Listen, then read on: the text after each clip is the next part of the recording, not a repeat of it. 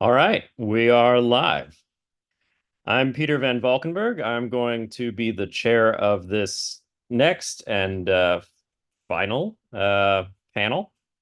This panel is about the Dev Fund, the expiration of our current Dev Fund and the prospects and possibilities for a future one or for not a future one. We have four excellent guests. Two of them are in the leadership of our two bigger organizations in this community, building the Zcash protocol. Josh Swihart from the Electronic Coin Company and Jack Gavigan from the Zcash Foundation. And we have two community members who have been outspoken on the forums and elsewhere about matters such as the Dev Fund. So with those brief introductions out of the way, I want to give each of you a chance to sort of give a slightly longer intro about, what has brought you to this space, what role do you play in the Zcash ecosystem, and yeah, I'll let you guys go ahead. I'll start with Josh. Thanks, Peter. Yeah, this will be a fun conversation, I think, this afternoon. So yeah, again, my name is Josh Swihart. I'm the CEO of ECC, the Electric Coin Company. We're actually wholly owned by Bootstrap. So Bootstrap.org is a US-based 501c3 nonprofit, and Bootstrap is actually a recipient of the Dev Fund today. So we receive about 7% of the block rewards today. As far as me, like I've only been the CEO since the end of December. Congratulations, Josh. I Yeah, actually thank haven't you. spoken to you in person since then. So I congratulations. know. Thank you. So I was here. I mean, I was an executive at ECC. I joined in 2018 after falling in love with the project and essentially knocking on ECC's door for many, many months for them to let me in and come work on it full time. And so eventually they did. It took them maybe close to a year to do that, but eventually brought me in. And then I worked at ECC through July of last year. So ZCon last year was actually my last day at ECC for some period of months before I came back in December. Jack? Hi, I'm Jack Gavigan, Executive Director of the Zcash Foundation. I have a background in the traditional financial sector. I used to work for big banks and build trading systems, stuff like that. But I got interested in decentralized technology and how it can be applied to finance. And through that, ended up hearing about Bitcoin. And then through a fairly random introduction, I met Zuko back in 2015 while he was getting the Electric Coin Company going to build Zcash. And I became an advisor to ECC. And then shortly before Zcash actually launched in October 2016, I joined the company as an employee. I started off as COO before handing those particular reins over. And I did various other roles kind of around project management, product management, finishing up focusing on regulatory relations. And in early 2021, I left ECC and I moved to the Zcash Foundation, where I took over as executive director from Anthony, who had been acting as interim executive director following the departure of Josh Cincinnati, who had helped get the organization up and running and had steered it through its first, I think, 2.5 to 3 years. So I've been in this role now for a little over 3 years, and my role here, I think, is really to help the community navigate this problem. We're not actually advocating for a specific outcome in this whole discussion, but we see our role as being important in terms of giving the community a voice in this whole discussion and ensuring that disparate voices can be heard. Right. GGuy? Is it GGuy? I just see your written out quite often. I don't know how to pronounce it. GGuy, yeah, that's it. That's the one. Yeah, so my background, software engineer, the nerdy kid, etc., moving up the track, discovered blockchain, Bitcoin, all the rest of it, Ethereum, and now Zcash. And I am also on the ZCG, Zcash Community Grants Committee. I was elected in July 2023, so I've been there almost a year now. And yeah, I think I'm here because I speak out about what I think a dev fund could look like, and my primary sort of thoughts on the topics are I think it's important for funding in general to be decentralized, which I'll talk about later, I guess. And yeah, how can we enable the community to um, exercise their power, I guess you could say, to control what they think the outcomes should be. And finally, Noamchom, who is probably not actually Noam Chomsky. No, I don't think Professor Chomsky is in the at this point in his career involved in Zcash. So I have a bachelor's of science in computer science and almost 20 years of experience in the software industry as someone that's worn a few hats. I've been a V&V engineer, a test engineer, quality assurance engineer, a variety of different roles that involve testing software and being a process regulator and working with project managers and software engineers and doing a little bit of small team management as well. I was dunked in the water in the crypto world in the Bitcoin 2013 bubble. Since then, I've just kind of participated in a handful of different crypto projects as, just sort of like a forum lurker, somebody elbowing people in the ribs. I imagine that myself as a thought leader. I try and be respectful. I like to have, debate. I like to ask critical questions. But all that's in the role as just sort of an activist retail investor. Crypto really does provide people, it's flat. So we buy and sell coins. We can participate in communities online.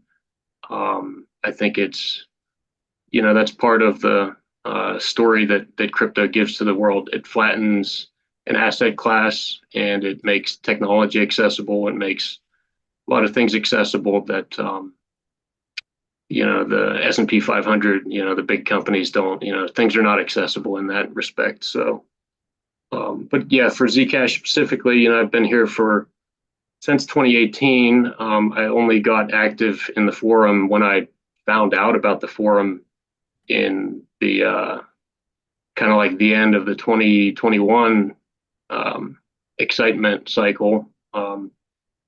As a computer science guy and someone with a mind in software, the technology that Zcash's base layer has is, it's inspiring, it's innovative, it's world class, and so it's always been the technology that's kept me attracted to the project. And the forum exists as a place where hopefully more folks like myself can get involved and try and affect thinking and try and affect project direction and just represent what we all like about crypto, which is it's decentralized, it's flat, it's accessible, it's permissionless.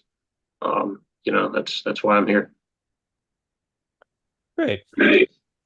So I think it was, I'm getting feedback from somebody. Test. Okay, it's good. It's gone.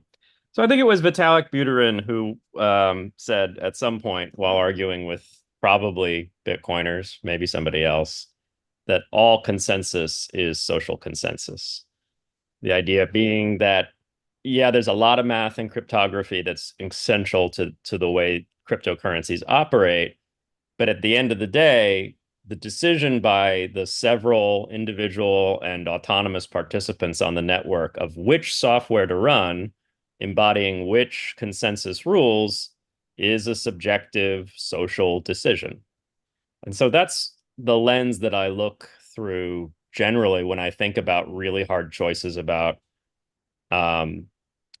protocol rules. And the dev fund is one of those hard choices. At the end of the day, the Zcash dev fund will be whatever the software describes it. So if nobody changes that software, this dev fund expires. If somebody does want to change that software, or several people want to change that software, if they all change it together, all these individual people running this software, there can be a new or a different dev fund. If some do one thing and some do another, we could have a break in consensus, a so-called contentious hard fork like ETH Classic and Ether. This is ultimately how this decision will be made. What software do people choose to run on their internet-connected devices? And that is, I think, one of the amazing and beautiful things about cryptocurrency. It's, as Noamchom was just saying, really, truly flat. But obviously, as we move forward over the next few weeks, months, and years debating these things, there are processes involved with trying to decide what software people should run. Would somebody like to, for the benefit of the audience, especially for people who maybe are somewhat newer to the Zcash community, want to give a rough summary of some of those important processes and mechanisms so that before we get to an actual discussion of what should the next dev fund look like, or should there even be one, we can talk about sort of what are the lumpier parts of this big woolly ecosystem that will be relevant in making that decision.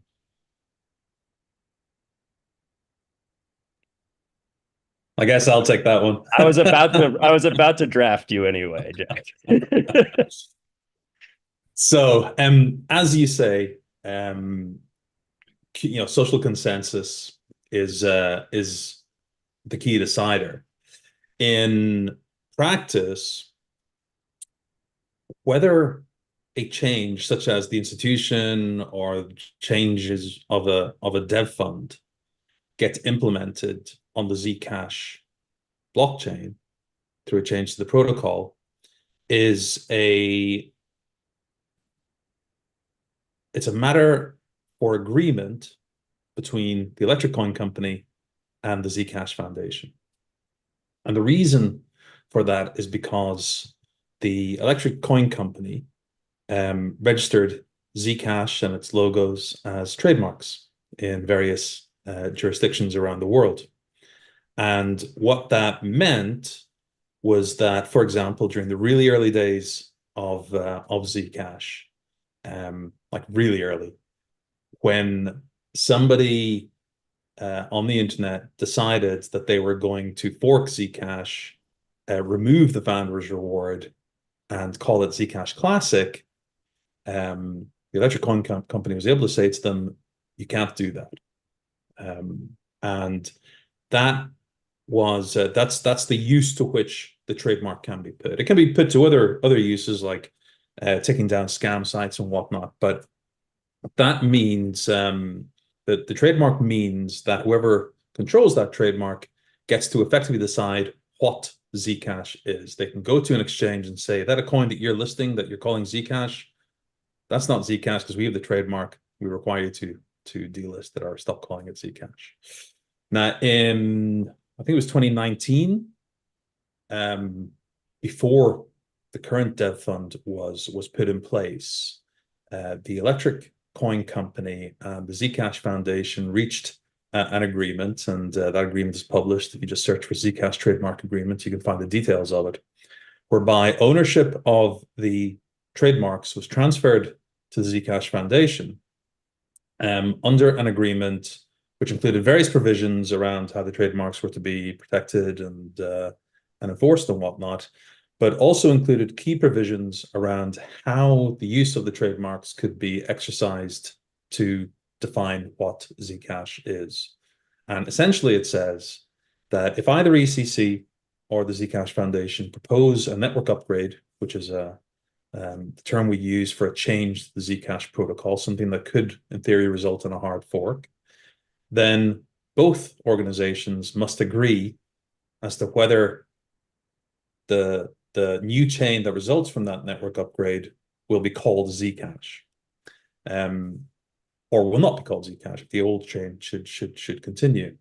And if both organizations do not agree, then neither chain can be called Zcash. So there's an element of mutually assured destruction, that a forcing function that requires that both organizations agree. Additionally, in that agreement, there's a requirement that both organizations respect the clear consensus of the Zcash community. Now, unfortunately, that how to assess the clear consensus isn't defined, but that essentially is how the process works at the moment from a sort of a legalistic perspective. Now, with regards to the original dev fund, what happened was both the Zcash Foundation and ECC, supported a grassroots process whereby various individuals and groups, including Josh Cincinnati from the Zcash Foundation, put forward proposals for how the Zcash ecosystem should be funded after the end of the Founders Reward. I think there were 13 proposals. They were put to votes of the Zcash Foundation's Community Governance Panel, as it was called at the time. It's now called Zcash Community Advisory Panel. There was a forum vote for people who had been members of the forum for a certain amount of time. There was some coin holder voting in a very kind of ad hoc way. And there was miners were invited to signal what they thought should happen, but none in the end did so. That process led to a narrowing down from 13 proposals to 3 that had garnered sufficient support to be included in the next stage, which was basically a negotiation or a conflation of these different proposals into a draft zip, which was then put to the community along with certain specific questions around some details. And that's what led to ZIP 1014. In terms of how we replicate that process, or how we follow that process, or how we repeat that process, that's something that we need to figure out. We, the Zcash Foundation, are committed to helping the Zcash community reach consensus on these questions. We haven't put forward our own proposal. We feel that, in our position, that could be seen as acting in a way that's not appropriate. Obviously, we are conflicted because the entirety of our funding comes from the Zcash Dev Fund. So we do hope that the Zcash community continues to fund us. But if they decide against funding us, or if they decide to allow the Dev Fund to expire with no mechanism to replace it, then we will support that decision, and we will enable that or enact that decision in our Zebra node implementation. So yeah, that's the kind of cliff notes of how decisions are reached, the messy process, the sausage making process of reaching decisions such as this in the Zcash community. That was very helpful history, I think. And I do want to turn to Josh now, because I know that ECC recently announced a sort of a perspective on the matter of the trademark agreement, and also some early thoughts on future dev fund directions. So I'll let Josh take it from there. Yeah, I'll just hit that. I mean, I'll hit the trademark and that specifically, but so the trademark, kind of having lived through that process as well. In fact, the first iteration in plain language, I went to our attorney. It was something I wrote in my kitchen on a Saturday morning. So, but it was born out of distrust. It was born out of drama in the community. And the reason I say that is just because there was an intention for ECC to just donate the trademark to the foundation, straight up. But there was concern at the time that we wouldn't be able to get agreement between the two organizations on what consensus was. Now the trademark, keep in mind, there's multiple pieces of a trademark, right? So there's the name Zcash, there's the symbol Zec, there's the word mark, as well as the symbol, and those are protected in different ways in different jurisdictions. So it's not global coverage. It's wide coverage for Zcash, but it's not global coverage. So for example, you can't protect, it's not covered in China, I don't believe. But there's a number of jurisdictions where it's difficult, or it's difficult to enforce.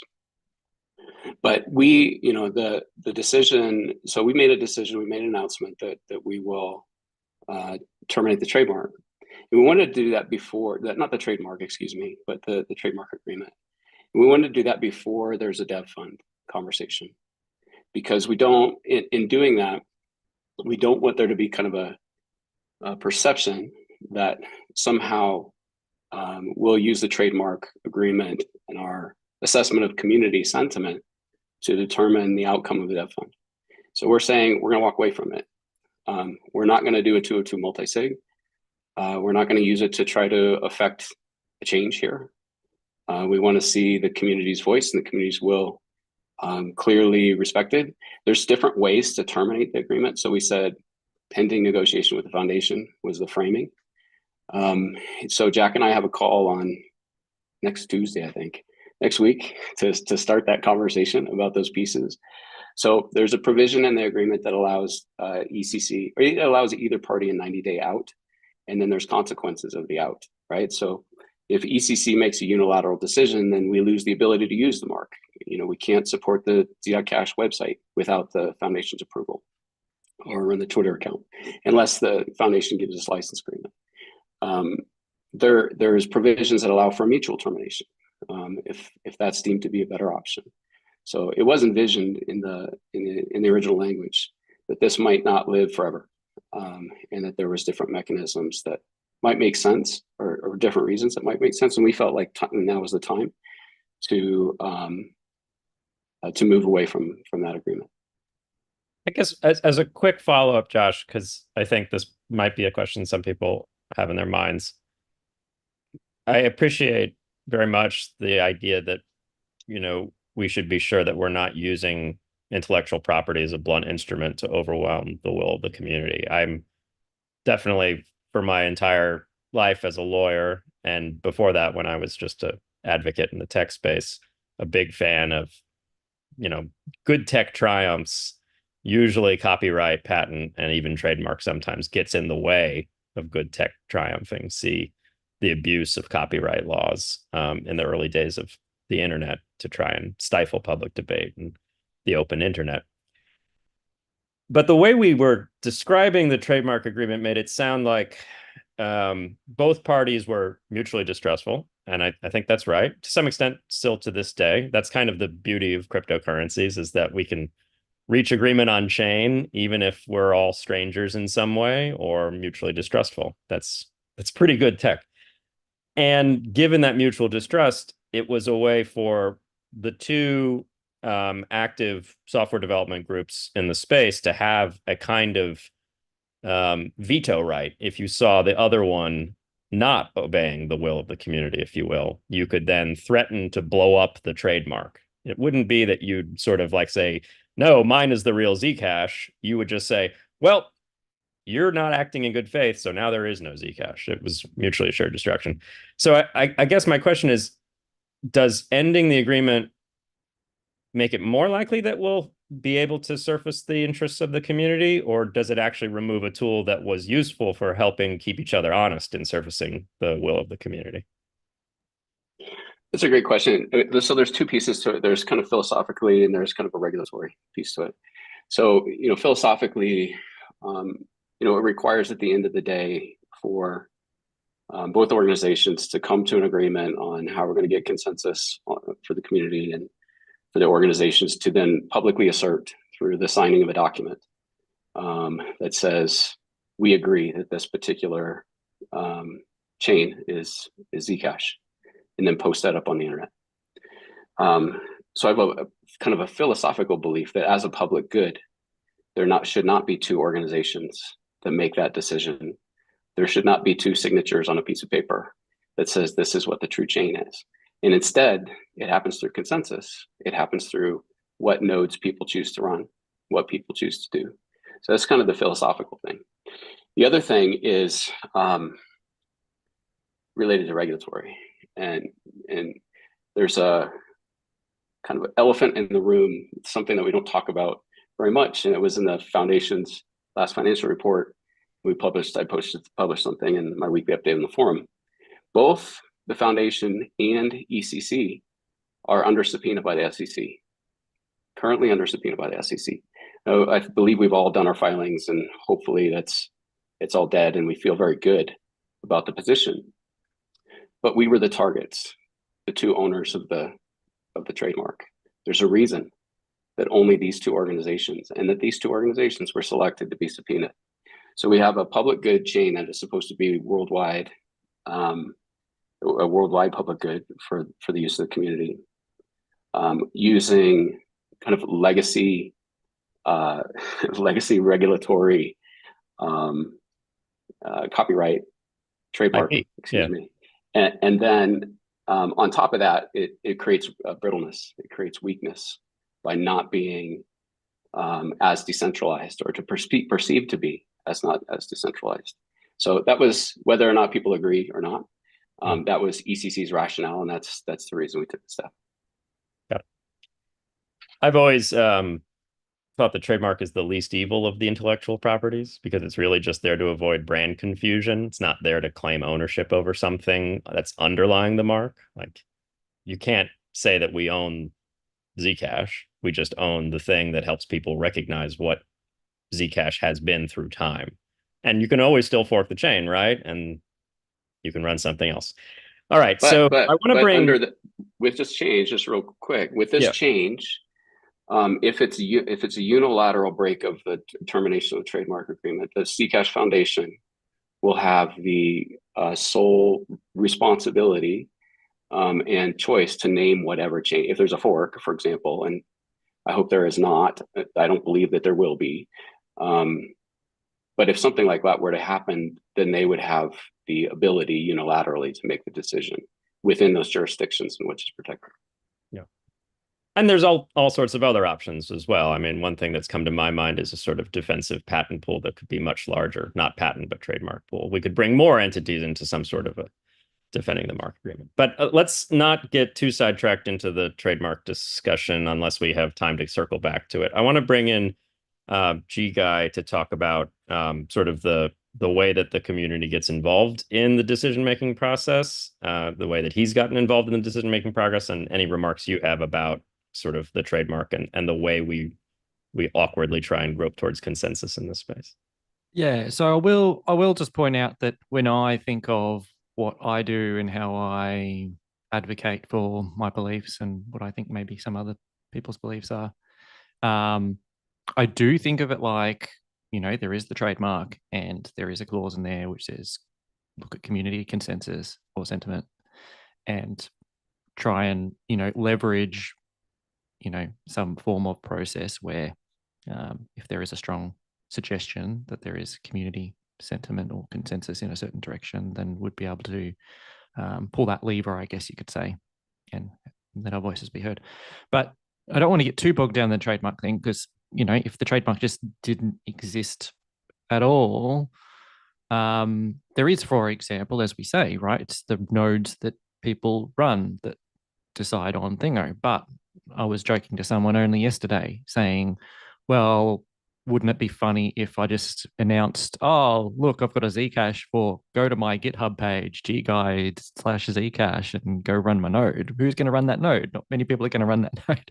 So I think there's also some other, what powers can the community leverage that would allow them to, allow their decision-making processes and ideas be heard. And I think if there is no trademark, well, then other things become very important to that power, like domain names, right? If you go and say, I'm going to run a Zcash node, where's the most official place to find out where to get that? Well, Zcash.com or something like that. So I think those things become very powerful.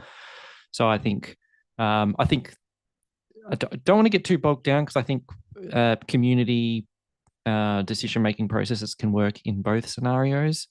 I just think we need to make sure that the power is balanced, so that, for example, not one entity controls a Zcash.com domain, because then that becomes the power leverage that might make things more centralized or Yeah. otherwise. So I think just reflecting on those things. And then, yeah, just talking more in general from a community decision-making process. I think that's what we have to do as a community, is to talk to each other publicly. Currently, we utilize Zcash forums a lot for that stuff. But yeah, I think that's how we make process decisions. And if we can make sure that whatever outcomes we have from the dev fund allow us to leverage and follow those community sentiments, it's a good thing. Noam, do you want to jump in here? Yeah, I just had kind of like a metaphor to add, and I have a meme. I liked Josh's liberal use of memes in talk the other day. So some of us have been to big cities, and I remember this happened when I was a teenager. I had my first experience with like knockoff Rolex and knockoff Nike apparel. My belief about the trademark agreement is that yes, there are important organizational and sort of like there's some legacy things to work through, but in the practical sense, the market will decide very quickly where the real Zcash is. So I don't think that, I mean, I understand that there are mechanics and processes in place that we've got to see to the end, but the market will know, the market will decide the real Zcash. You know, I just kind of feel like, right, crypto is rampant with people trying to rip off technology and steal brand names and steal brand perception and steal the next like concept of a Pepe coin, Shiba Inu, or whatever it is. The market sorts things out quickly. So I think that also needs to be raised in this context of the trademark decision making. Yeah. The second item I had, I'm going to try and share. I only had 2 memes ready. So, and this first meme fits this topic. Eerily, I had kind of leveraged Josh's ship meme theme, and I wanted to call out the ship of Theseus paradox, where you could replace one plank and perhaps it's still a ship, but if you've replaced all planks and then 100 years later, you've had multiple captains, you've had multiple instances of planks replaced, you know, we're in that situation. And Zcash, if we think this is going to exist for 100 years into the future, we've got to kind of have faith in the ecosystem that social consensus will determine the ship of Zcash. And so it's kind of like we're here carrying torches right now, and for the next 50 years, we're going to have different people carrying torches, different software engineers writing code, merging to trunk. You're going to have people that want to fork. It's ultimately social consensus that I think is going to let us understand what Zcash is. You could kind of think of the trademark agreement and other sort of attempts at sort of bringing a degree of order to that chaotic process. Is like the body's immune system. Like my favorite fact about the body is that you get a brand new skeleton roughly every 5 years. Literally every bone in your body gets scraped off and rebuilt by oocytes, I think is what they're called.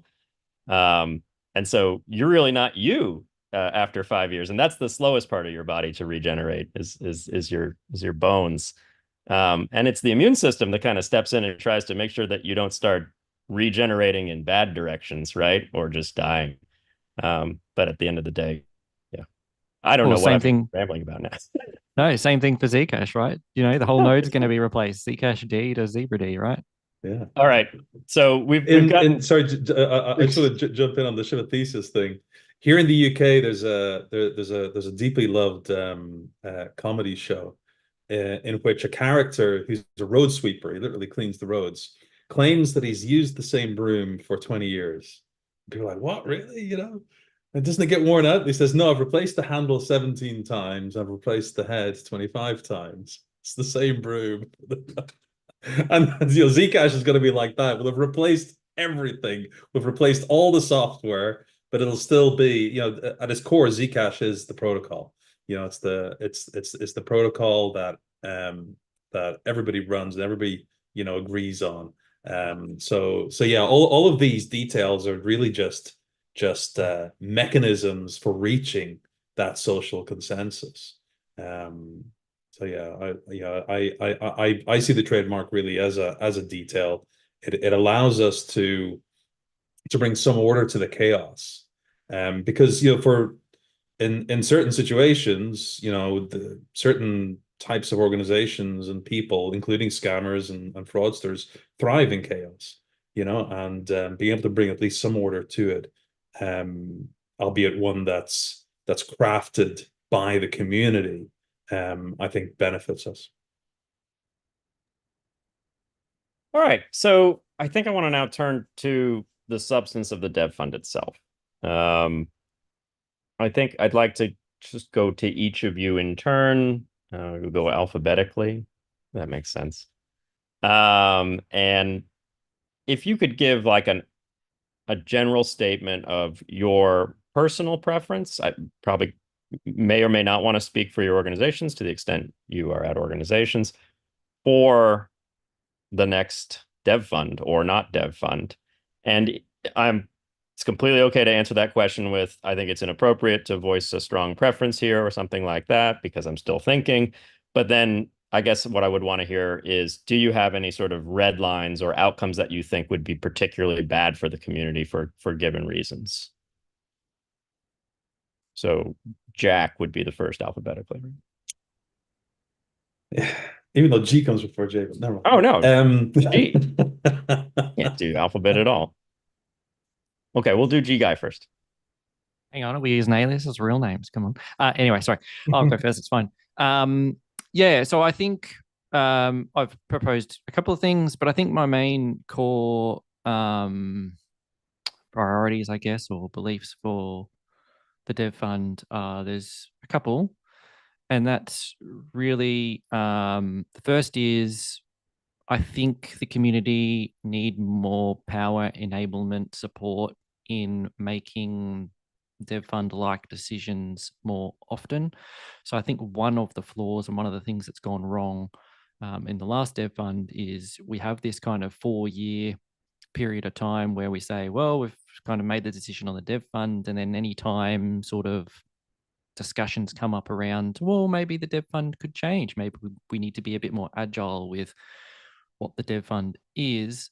It's very hard to gain momentum within the community to actually see any real change or effects, or come to, for example, some sort of sentiment gathering process to make those changes. So I think that's one thing that's really important, and I think that needs to be very decentralized, where it's just a community vote.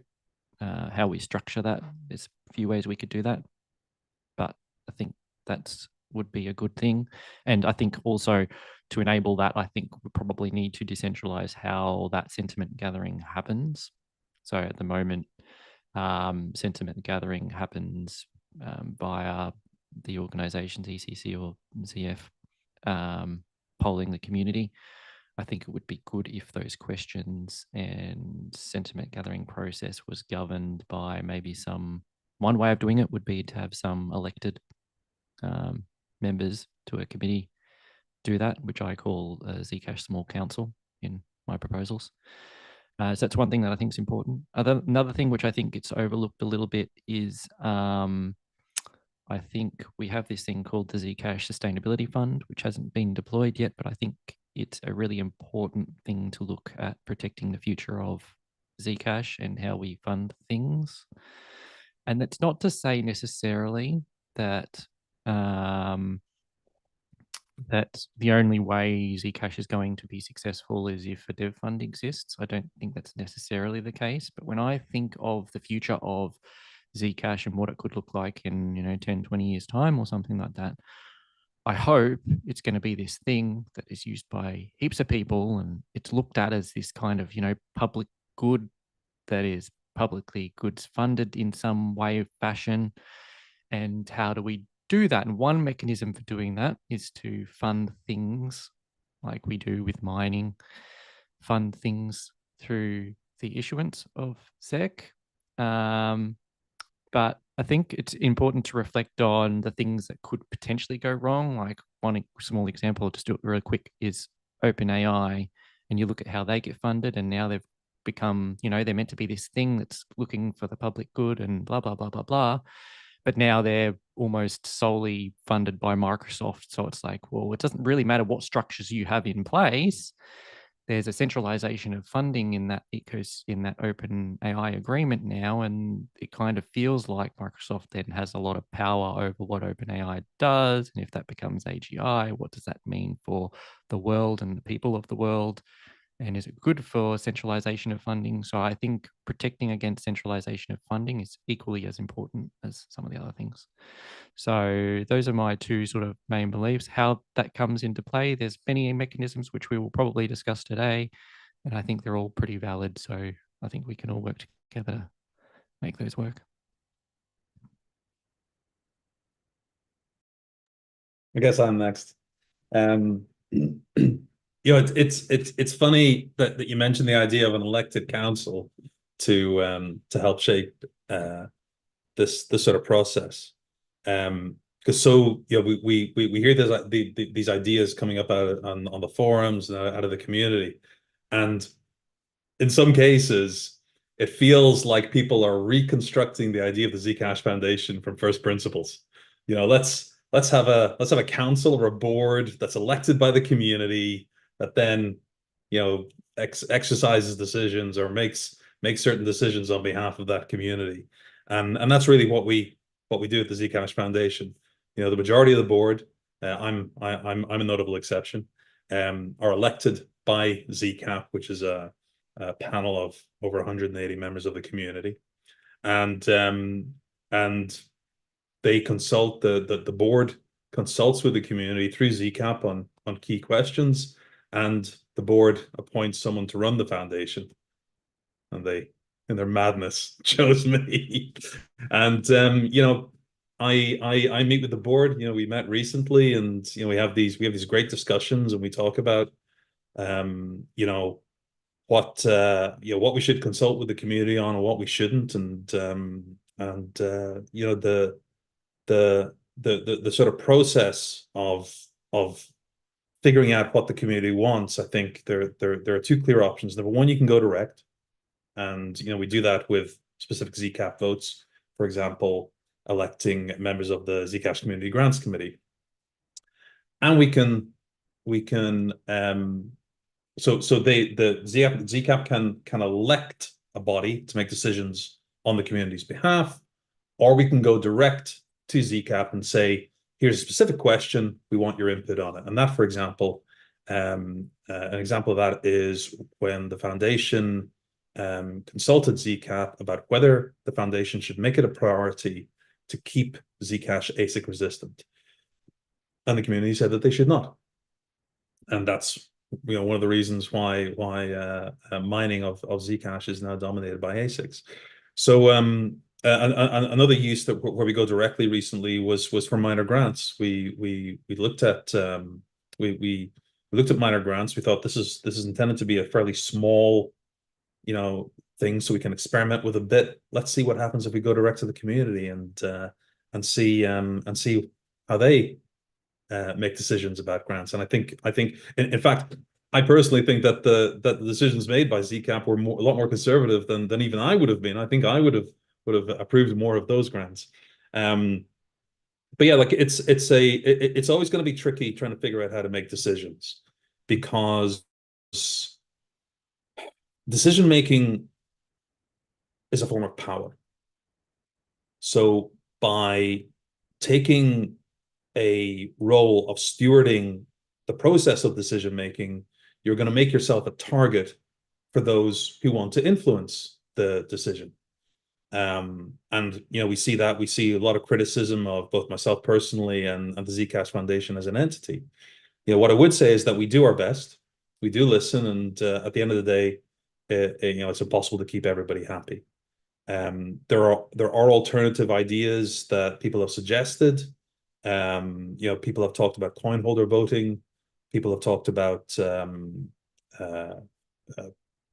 quadratic funding. These various ideas. But ultimately, I think the real test of whether someone believes in a mechanism for decision making is to embrace it themselves. And we've done so with ZCAP because ZCAP is used to appoint our board. So before anybody else puts forward a proposal, I'd like to see them use it themselves for key decisions that directly affect them. So that kind of explains why we use ZCAP, and I'd emphasize that we are totally open to hearing and listening to input gathered or polling gathered from other sources or through other mechanisms, so long as it's done in good faith. Like if we saw a decision made by ZCAP, but we saw overwhelming evidence from other sources that indicated that decision by ZCAP did not reflect the clear consensus of the Zcash community, then we would have a long, hard think about that and have a board meeting, discuss it. It's funny, Peter sometimes pushes back on me saying, I think this is something you should decide, Jack. And I'm like, no, this needs to be a board decision. But it means that we get that we get the benefit of that direct input from the community, along with a little bit of a sanity check, and of course the benefit of the experience and the expertise that sits on the board, particularly with regards to the legal aspects of it. We have I think 3 or at least 2 lawyers and 1 law professor on the board at the moment, which is absolutely invaluable. And having a board like that means that board can receive legal advice. We can't necessarily share that legal advice with the rest of the community, because doing so would breach client attorney privilege and cause problems. But I would hope that people in the community trust that people like Peter, Marta, Andrew, Amber, and JW all have the best interests of the community at heart.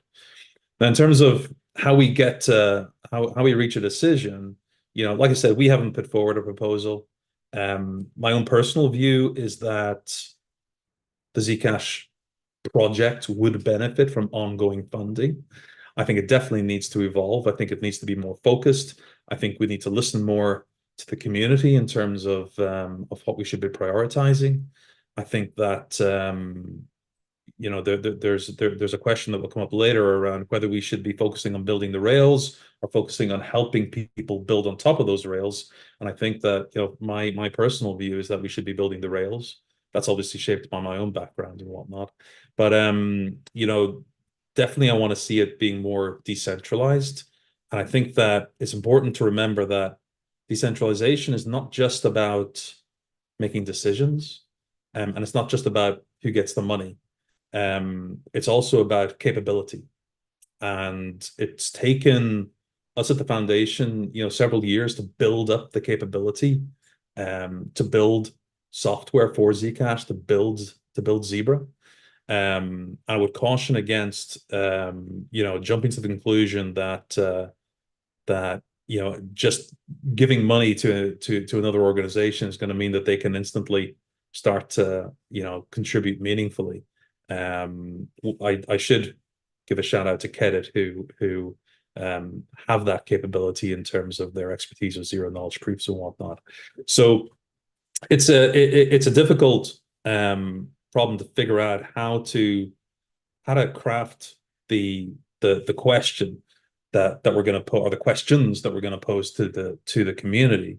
There have been a bunch of different proposals. Some of them fit within there are certain commonalities that you can break them down into, like the percentage of issuance, the duration of the fund, the who receives it, and how those funds get split. And if you look at the different proposals that have been put forward, specifically by GGuy and Noamchom, JGX7, who isn't with us today, and Josh, they all pretty much they can all be categorized into one of those.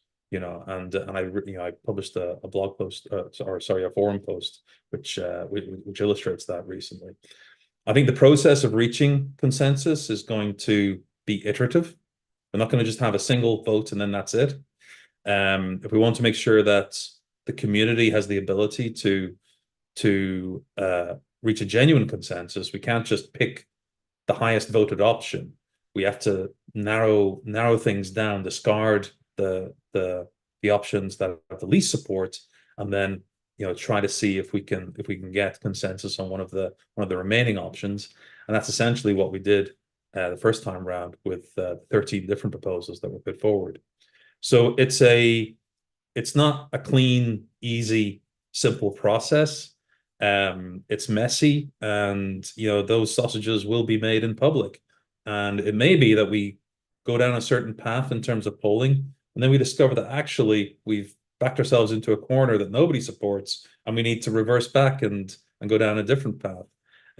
But I can say that we at the foundation are 100% committed to making sure that the community has the opportunity to collectively share their views on what should happen, and we are committed to enacting that, even if it defunds the foundation and we end up facing the prospect of eventually having to shut down.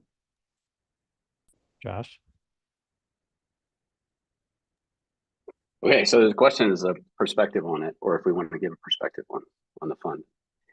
And we have, we've taken a position. So, I think there's Dodger broke it down in some different ways. I think there's two fundamental questions. Is there debt? Should there be a debt fund? And if there is a debt fund, what should the structure be of that thing? So the first question, should there be a debt fund? Right. That's one that I hope that the foundation and others ask the community very clearly, A or B, right? So ECC would welcome a debt fund. I think as ZF would welcome a debt fund. If the community chooses not to create a new debt fund and stay with the status quo, which is that it runs out in November, then that's fine. We're prepared to move on, and we'll stay engaged with the community, and we'll just, what it does is it just forces us to get creative and find other ways of getting funded, which we will go do. The second is that, if there is a debt fund in that kind of scenario, there's a couple structures underneath that have surfaced. So one structure is a direct allocation of funds from the chain, from consensus rules, like what it is today. So CCG through ZF receives 8%. We receive 7% through Bootstrap, and then the foundation receives 5%.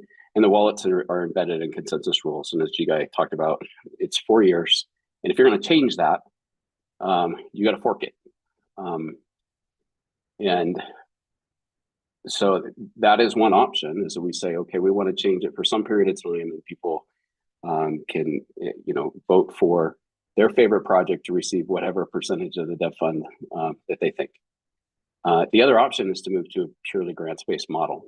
And so I mean, we can talk about it. I won't go into all the details here because it's not necessary. It's a proposal, but it's not the proposal for the dev fund. I want to separate those two things. So if we have a grants-based model that is legitimately run by the community and decentralized, we think that's a better option. We think it's a better for kind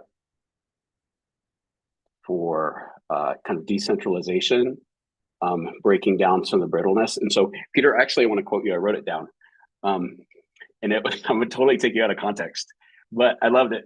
It says, if your electronic cash relies on corporate checkpoints, you built the wrong electronic cash. And if it relies on corporate entities, and the protocol won't survive without those entities, or that it could be creating brittle because there's entities in the middle, then we haven't built the right electronic cash. Our position is that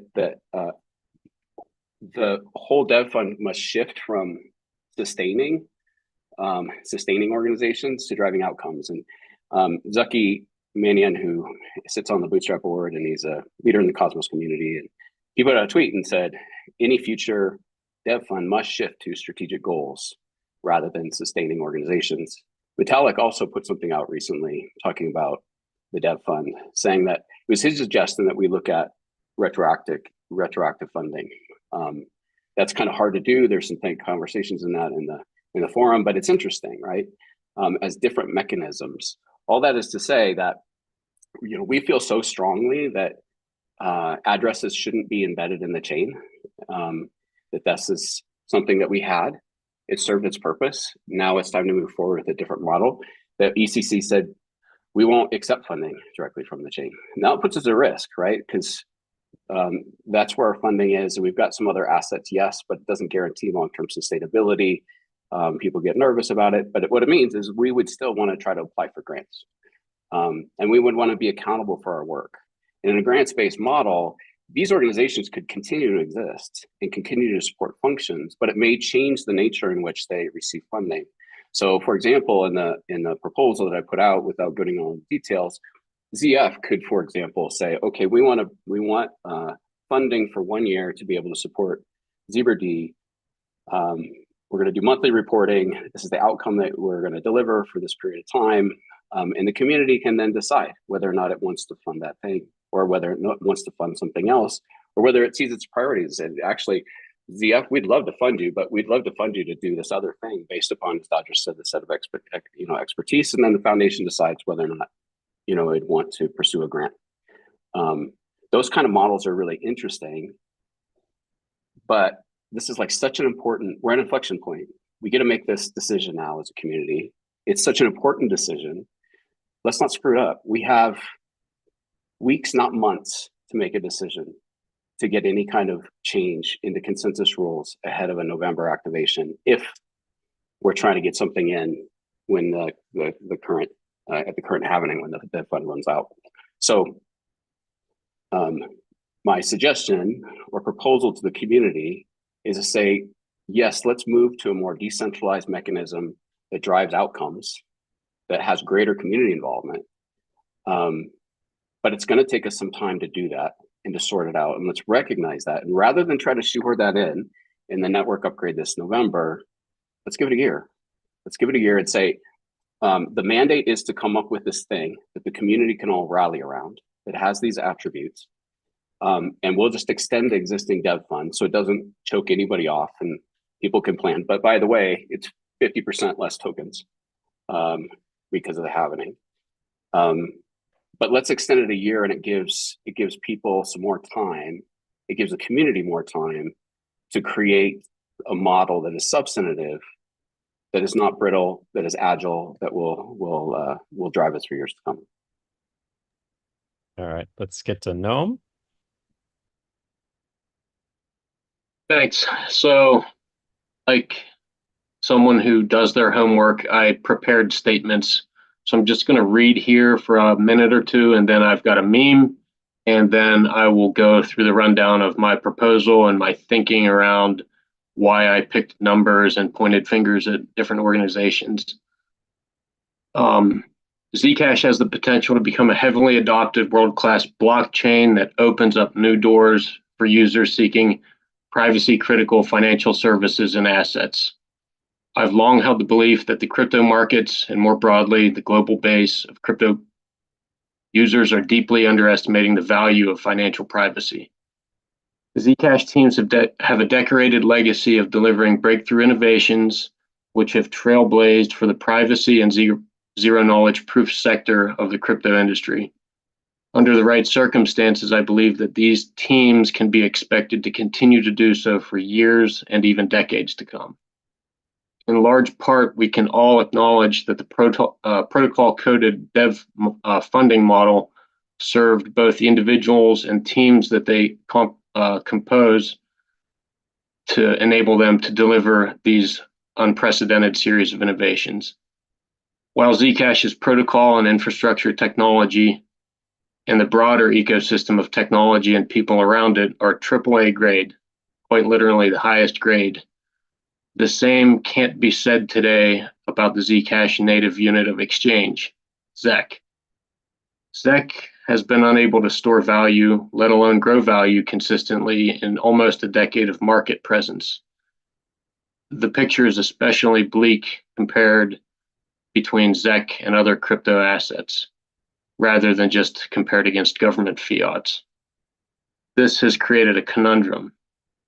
This uncomfortable truth has led the Zcash teams and the ecosystem into what is hopefully a temporary cycle of distress, soul-seeking, replanning, de-scoping, re-scoping, some finger pointing. Some people have packed up and left.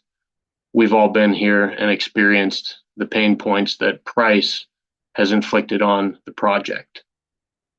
Unfortunately, we don't have a magic button that can change the behavior of the markets, which we would like to see positively impact the ecosystem. So what are we left with? We're left with ourselves. We're each individuals. We make up teams. We provide intellect, energy, memes. We have keyboards. We write white papers. We peer review code. We peer review papers. We peer review law. We do everything. We have to have, we trust ourselves, and we have to have conviction in this project. Our beliefs in Zcash and what we want to give to the world are what can collectively move the needle to take Zcash mainstream.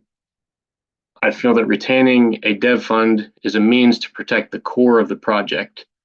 The people who have the infrastructure knowledge, the people who have the legal knowledge, who understand the corporate knowledge, the people who have invested countless hours, and the people who invest to continue to spend countless hours in the future.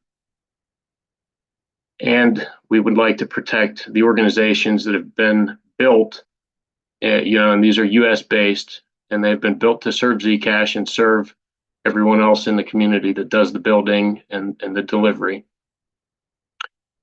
Thanks. So now I've got a meme. By the way, I'm a software test engineer, not a car salesman.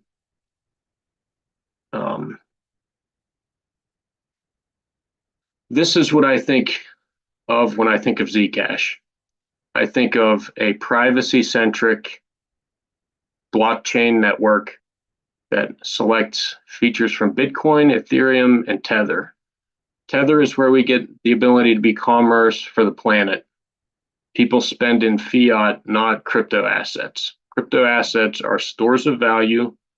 They are scarce, and they are, they're everything else that we love. Ethereum is programmable. It has second layer application features.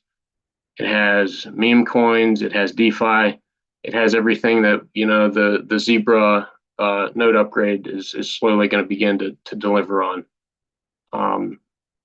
This is what I think we're looking for in the future. And hopefully if I'm talking about a ship of Theseus of Zcash, we're all seeing something like this.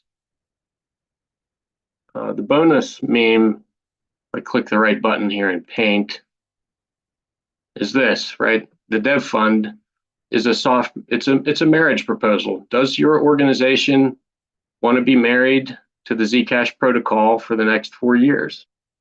A grants-based model is more like swiping around on Tinder. So your organization can continue to stay, stay involved, but there's nothing, we're not setting up things like marriage. My thinking is very, I've gone back and forth on this. Some of you that have noted my position, a year and a half ago, I was advocating against the dev fund, but as I've thought heavily on it, I think that it creates an obligation that is stronger than a grants only model. So, and I do like the idea of a grants model, but I think that there's like maybe a more appropriate transition phase. I'm not sure if we're ready to jump the gap to grants only. Again, this is all up for debate. So the details of my proposal, I am recommending that we invite Kedit and Shielded Labs into direct block subsidy. I think this is because they are two organizations that are slowly trying to build subject matter expertise at the protocol layer. I think that there's a risk at losing those organizations. So I think block subsidy gives them an incentive to stick around and to feel more than just fortunate to have had temporary grants approved. The second thing that's notable is that rather than 20%, the total allocation that I've proposed is 15%. I think that, part of the distress that we're kind of looking at as investors, speculators, and builders is that, ZEC is not it doesn't look like a great crypto asset right now, and the halving, whether we stop it or not, will create scarcity that likely changes everyone's treasury balance at the end of the day. But we don't know what the market is going to do. Nobody knows what the market's going to do. So part of the reason why I reduced the total allocation was to kind of shift the scarcity balance on the token economics. I think that's all I've got. Well, no, so I have a couple more things, right? I spoke to both Jonathan and to Jason informally to get kind of like a nod that they're not like passionately opposed to accepting dev funds. So if my recommendation to add those two organizations gains traction, then there would be some technical details to work through with regard to how funds would be distributed. Jonathan had noted that it might make sense to ask Jack Nicely for the ZF to act as a kind of a custodian to Kedit like they do for ZCG right now. That might make sense. That's all up to future discussions. And then the last thing that I added, right? So I just sort of said that, okay, this is a copy paste from 1013. I think in general, 1013 is very well written, but I did add an additional gentleman's agreement to kind of recommend that we shouldn't be, the community should keep an eye on treasuries to make sure that Shielded Labs doesn't take a bunch of ZEC and then buy a bunch of Dogecoin because they think Dogecoin is a better asset to sit on the balance sheet. So it wouldn't be enforceable. It would be nothing more than just kind of hand waving, stop sign, violation enforcement. That's all I've got. Thanks. So I want to get to some of the communities, some of the questions on FOVA. And there's one that's actually sort of apropos to the discussion we're at right now. Grants or grant or retroactive grant model versus I like this, Noam, you're married to Zcash, and that can be good and that can be bad. We had a question that said ECC stated they wouldn't be receiving funds, that they wouldn't want to receive funds on a hard-coded address. If direct funding is the accepted proposal and ECC ends up requesting large grants from ZCG, wouldn't that disrupt the grants balance, like when Cardano funding companies ended up being granted all the fund money because of their weight? Wouldn't that alter fairness in the ecosystem? So I feel like we can be a little broader about this question too, and just generally talk about the advantages and disadvantages of a grants model versus a more long-term commitment model. But I'll let Josh take that first because it's directed pretty much at the ECC. Yeah, I mean, so I have a hard time with hypotheticals. They're kind of like mosquitoes. They're everywhere. They're kind of and they have the potential to kind of spread disease. And the reason that I say that is because what you do is you start to kind of implant ideas about what, like, different scenarios, and we haven't even yet really dug in with the community. I don't believe. I mean, yeah. Jack's done some initial polling and all that kind of stuff, and I guess to reframe the question then to make it a bit more fair, just do you see competition for grants as being something that ultimately drives better outcomes or could potentially end up oligopic? I think of this a lot in the context of just all the mostly bad governance mechanisms that exist in crypto. It's like, yeah, you could do direct coin holder voting, but then, the giant VCs that own all the coins end up running the show on several large DeFi projects I know of that I won't name by name. And yeah, there's a centralization aspect to having a nonprofit foundation as a hard-coded recipient, but at least they're a nonprofit foundation and not a VC that's actually secretly running the show, right? So like, how much do we want to rely on some sort of on-chain or quasi-on-chain mechanism for grant making and grant requests and grant funding versus soft power, which is like, we have a nonprofit with a mission, and we do things transparently, so you're going to see if we're not living up to it, right? Yeah, but there's a question is, and I'm not saying that the foundation's doing a bad job, but is there, if the community says the foundation's doing a bad job, can we fire them? And so that, you know, and fund somebody else who we think would do a better job, right? And we're talking about marriage stuff. There is a concept of like, is there a way to get a divorce, or are you just locked in no matter what? Sure. And, Jonathan, immediate. Go ahead. Well, Noam. if it's okay, let me explain. So the grant-based model I put out there, I'm concerned about the same things. So in that kind of a model, it's a K of N multi-sig on funding for grants with independent organizations and broad community representation who all get the ability to sign. And to say somebody submits a grant, there's some kind of arbitrary threshold on what that is, or there's some kind of threshold that's set based upon what that is. The people that are participating in that key signing can change over time. So that can be flexible without having to do consensus change. So as organizations come in or come out, they participate in that structure. And then the organization, if an organization is a holder of a key and they apply for the grant, then obviously they have to abstain. But you get the signatures and the funds get released, and you can do shorter bursts of time that drive accountability for outcomes to say, in order to get this money, it's not based on what I've done in the past. I've been a good guy in the past. You should continue to give me money for the next 4 years because I'll be a good guy for the next 4 years. I don't know what 4 years looks like. I don't think we have 4 years. Like, to Noam's point, like we're falling behind. We're not moving fast enough. And so how do we incent organizations to do more quicker and get paid based upon accountable results? And I think that kind of a model, and I also think that it helps drive alignment. So one of the questions in the community has been, like, do we all have separate goals or do we have common alignment? If you've got a broad representation, you have a group of people that are signing for funding, and they are independently making an assessment as to whether or not this thing should be funded, then that demonstrates alignment and it helps kind of narrow the funding to the things that the broader community wants the most. So thank you for reframing that question. That helped me out a ton. And whoever asked it, I'm sorry, I'm not meaning to insult that. I understand the risk. No, it's good. I think that would be satisfying to them as well. Yeah. Okay. Did somebody want to respond to that? I don't have anything to disagree with, but I just wanted to add, so I have almost 10 years of experience with, organizations that have human safety rated software.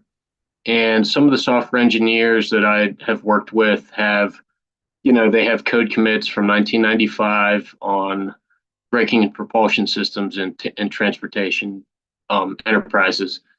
So subject matter expertise is something that we have to talk about.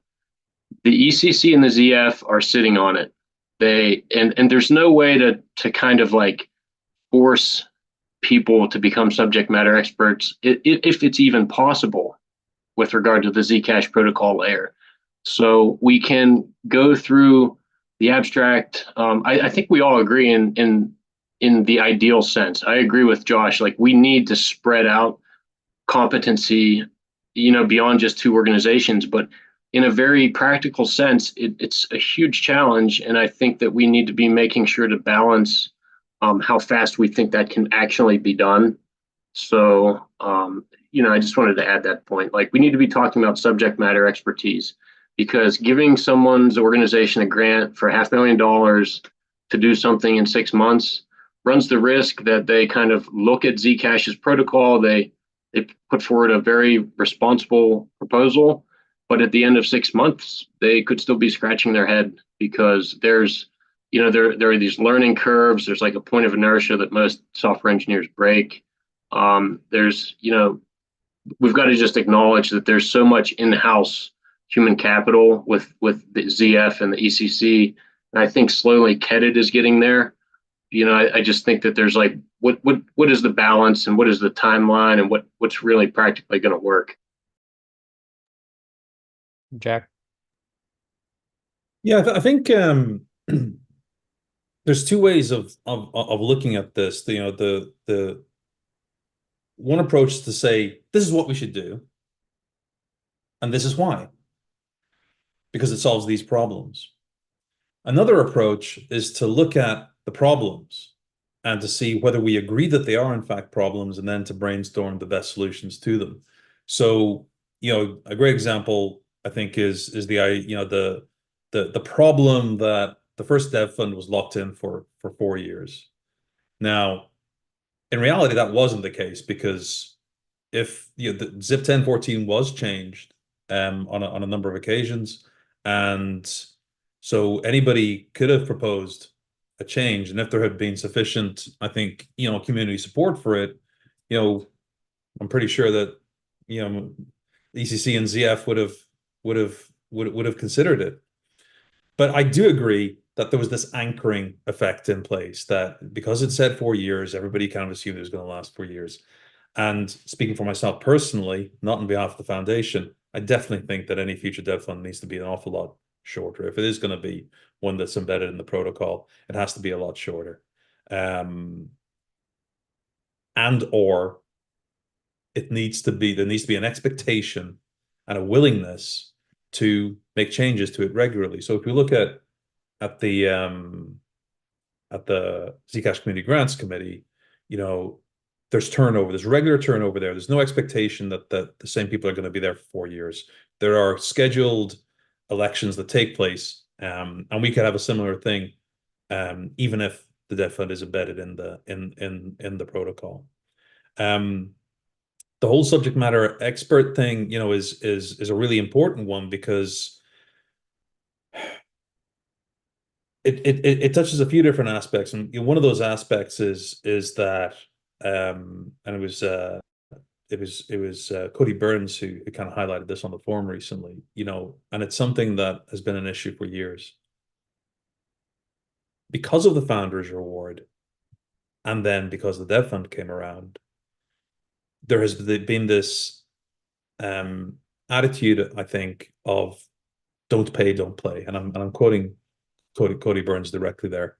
In the early days, obviously the Electric Coin Company was the one receiving all the funds, and there were community contributors, but they struggled to finance themselves. And ECC, and I was a key part of this decision as well. And with hindsight, I wish we'd looked at it in a different light. We took the view that we didn't want to fund everything that was being done for Zcash, because that would lead to people becoming reliant on ECC. In a way, that's kind of been what's happened with the dev fund. Nobody's building stuff for Zcash, or very few people are building stuff for Zcash, unless they're receiving a grant of some kind. And I'm not sure how to fix that. Some people have said, look, we just need to cut it off and let the thing sink or swim. And then I for one would continue to work on Zcash in whatever capacity I could, and support it, and to try to contribute to it, but I wouldn't be able to do so full time. And I don't think I think very few of the people who currently do so full time would be able to continue to do that. There's a separate conversation to be had about the runways that different organizations have, but yeah. So the subject matter expertise, is highly concentrated, and it was something that I struggled with when I was trying to build an organization that could build Zebra. We didn't have the option of bringing in expertise from the Electric Coin Company, and that meant that we had to build it from scratch, and that took time. And we have a huge advantage in Kedit, in that they already have the zero knowledge proofs expertise that is, they are now using to build ZSAs. And I think that that's a great example of where we've managed to draw in an organization, a team who have expertise that they can immediately contribute to the underlying protocol. And I think it's important that we make sure we're able to continue doing that. At the same time, we need to make sure that we avoid a tragedy of the commons, where people only want to work on the interesting stuff. We've seen this with Zcash. The Zcash has been deprecated. There's no interest on the part of ECC to upgrade it and to maintain it. And there's a gap now there's a gap between the capabilities that Zcash offers and what's available through Zebra and other solutions. And that gap now means that the deployment of ZSAs is likely to be pushed back further than it would otherwise be if that gap didn't exist. So one of the reasons I'm not a huge and I say one of the reasons because there are a number of reasons, but one of the reasons I'm not a huge fan of the grants only funding is who does the boring, crappy work? Who does the unpopular, boring work that no, talented developer really wants to do, but they do so reluctantly because they're told to, in a world where everything is grant funded, then everybody's going to be saying, look at this great idea I've got, and it's so sexy and it's so cool, and it gets everybody's support. And meanwhile, the guy is going, hey, we need to keep the electricity running. We need to keep the sewage getting pumped. Isn't anywhere near as sexy. So that's a risk that I see with a pure grants funded. Public goods aren't very sexy, which is why they're chronically underfunded, and because you can't exclude free riders. GGuy, you're muted.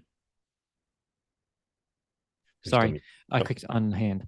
So I'll be quick because I know we're running out of time, but I think it's important to note that my proposal kind of fits with some of the ideas of grants-based funding. My proposal absolutely was around the ideas that the organizations or the receiver of the dev funds, their portion declines over time, so less reliant over time.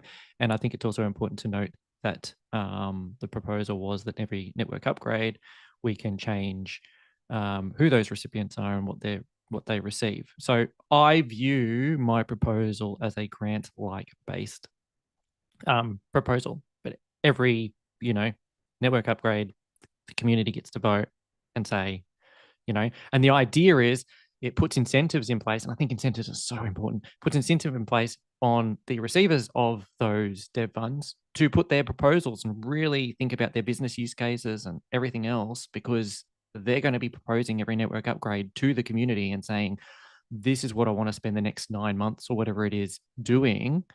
Will you fund this? I think that's important. But at the same time, I think it's equally as valid for some kind of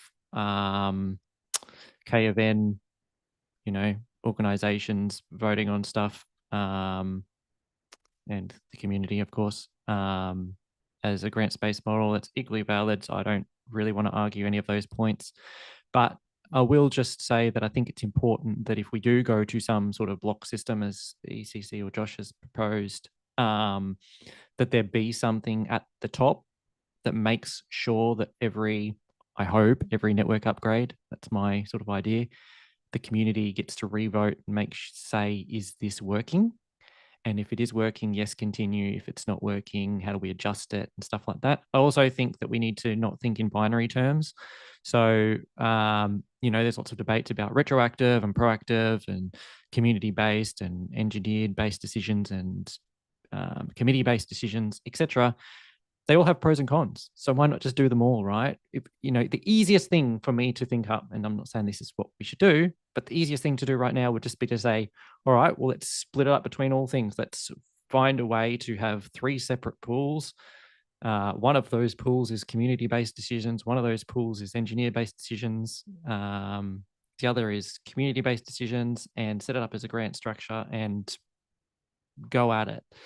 I think that's quite a valid way of doing things. And that's all I've got. And the only other thing which we also don't discuss a lot is it viable, for example, and a good thing, for example, for us to just float out there the idea of a 3% Zcash Sustainability Fund tax, to say, we love all of these things. We love the dev fund. We need to secure this for the future. If we don't, it's like retirement, right? If you don't start saving now for your retirement, you can't save later, right?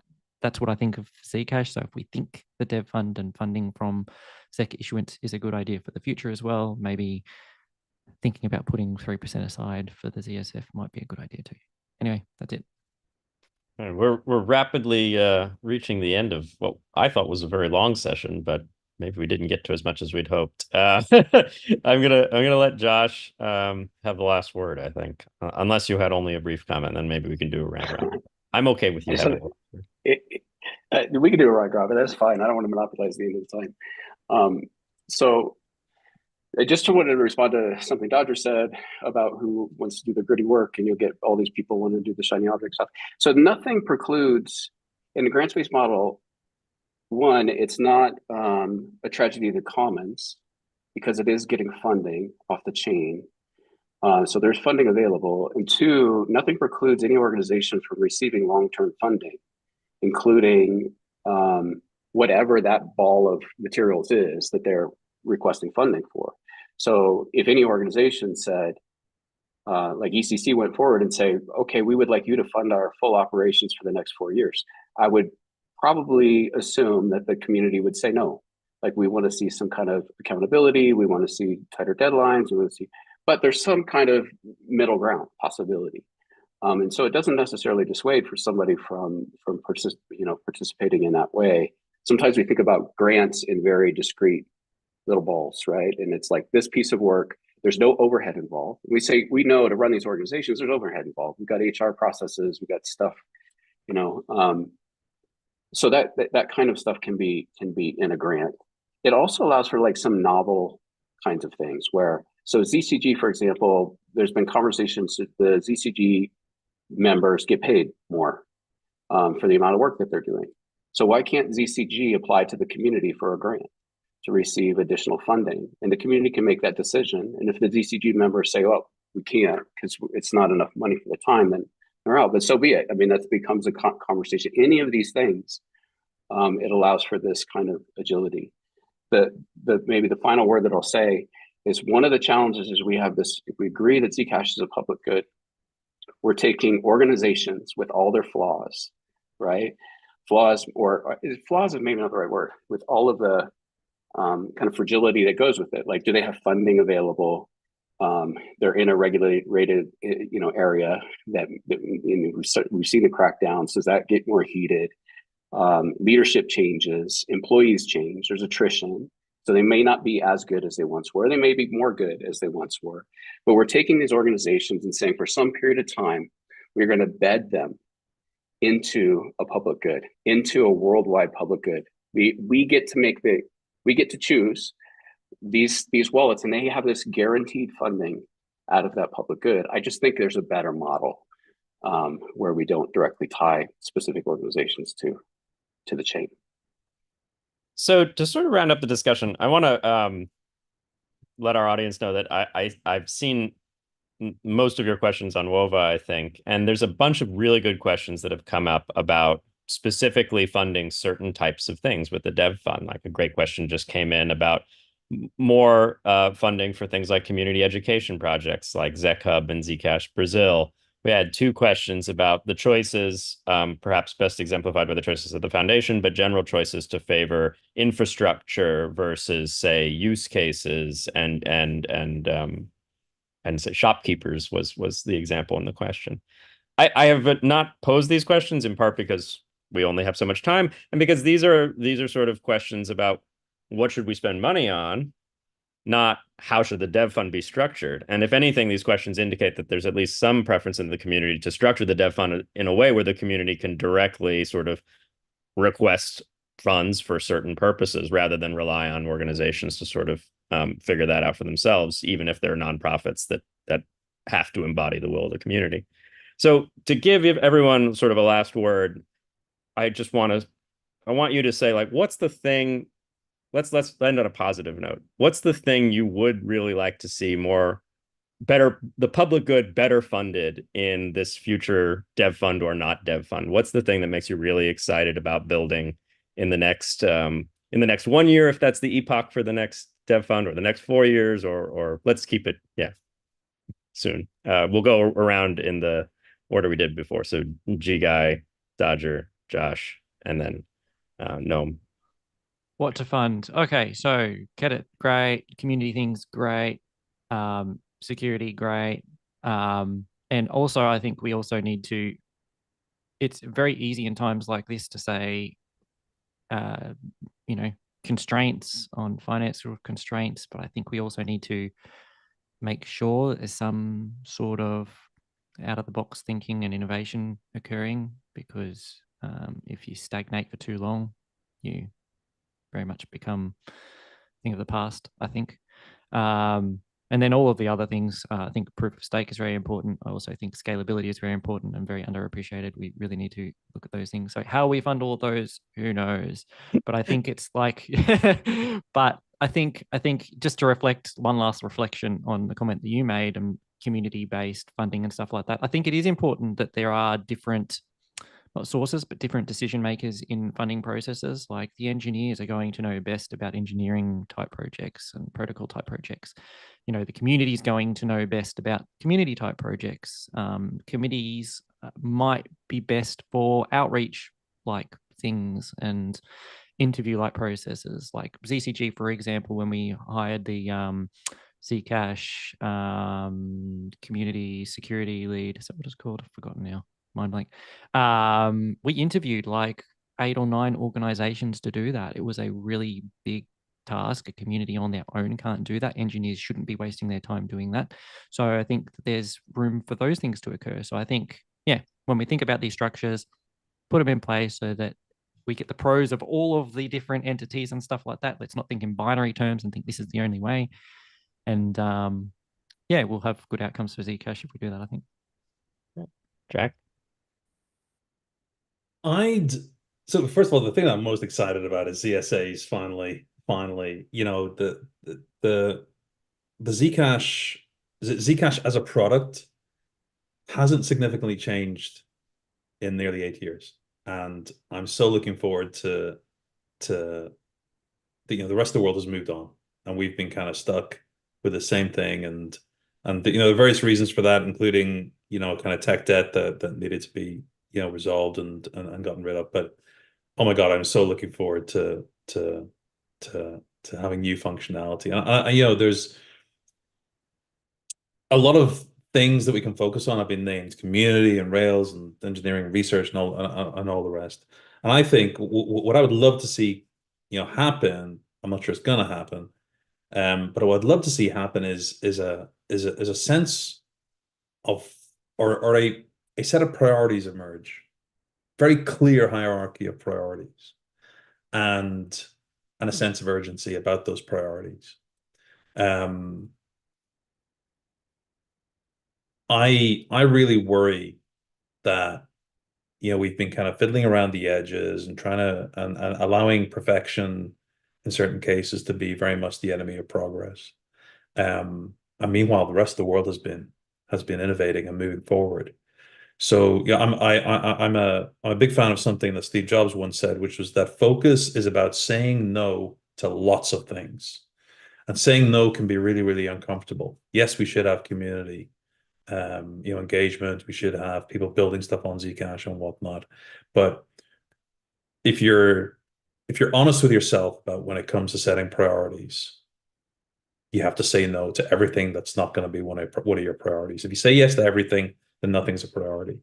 And you know that's what I did when I joined the foundation. I said, right, we're going to focus on Zebra, we're going to focus on Frost, and we're going to focus on community support.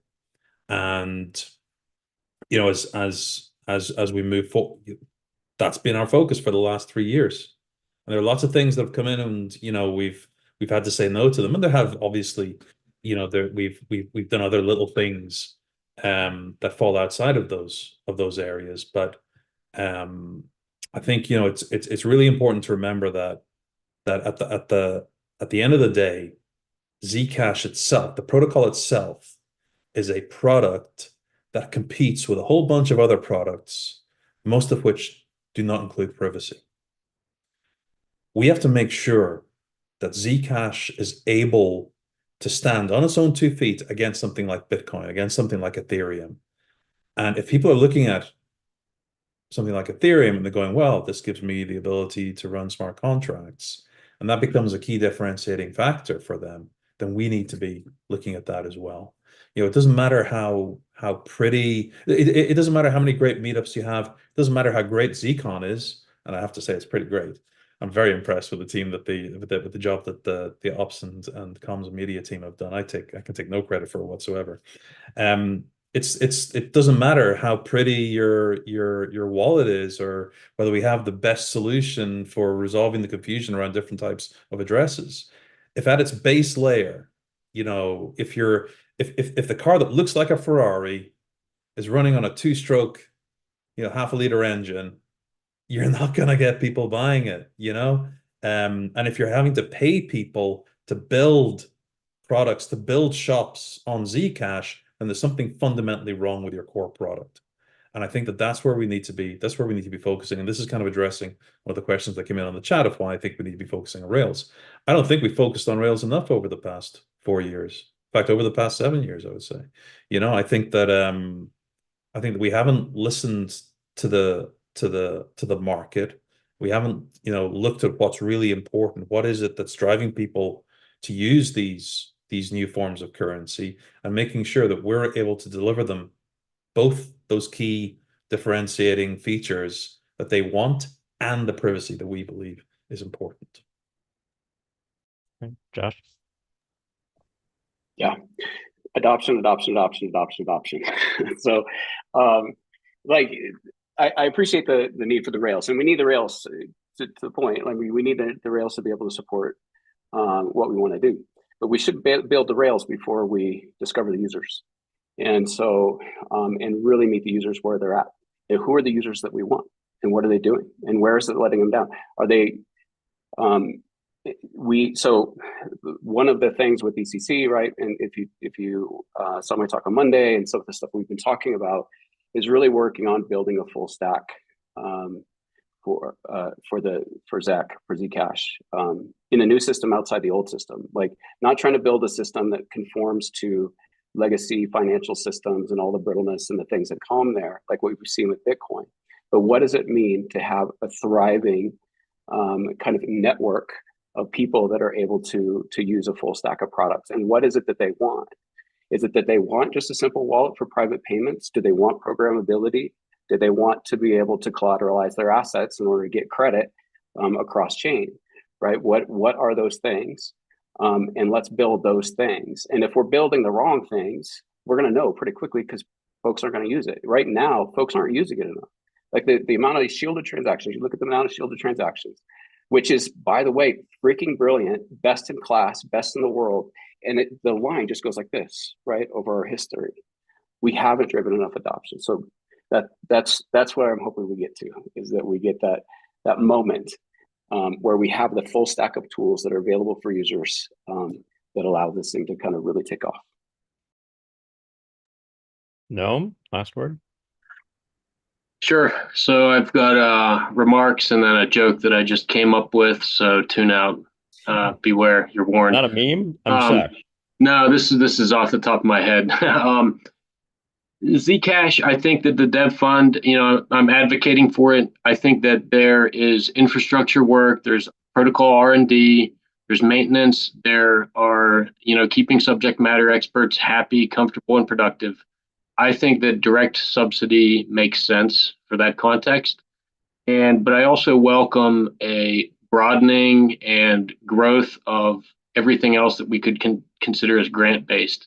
That's media, education, outreach, legal, podcasts, conferences. You know, I think that we can probably all agree that most work going into Zcash could be divided across some sort of line that either involved software or it involved soft social skills and other things like that. That's kind of the base of what my beliefs are. So the joke, what happens when a software engineer retires? The answer, right? They become either a 38-year-old project manager at an enterprise company, or they become a 68-year-old chicken farmer. My opinion is that Zcash should strive to produce as many chicken farmers as possible. We want our human capital to be in the ecosystem for a long time. We don't want to overbloat the organization with managers. You know, we want, you know, I'm talking about subject matter experts because in my day job, I work with them I test their code. I occasionally break their code. They occasionally rewrite software.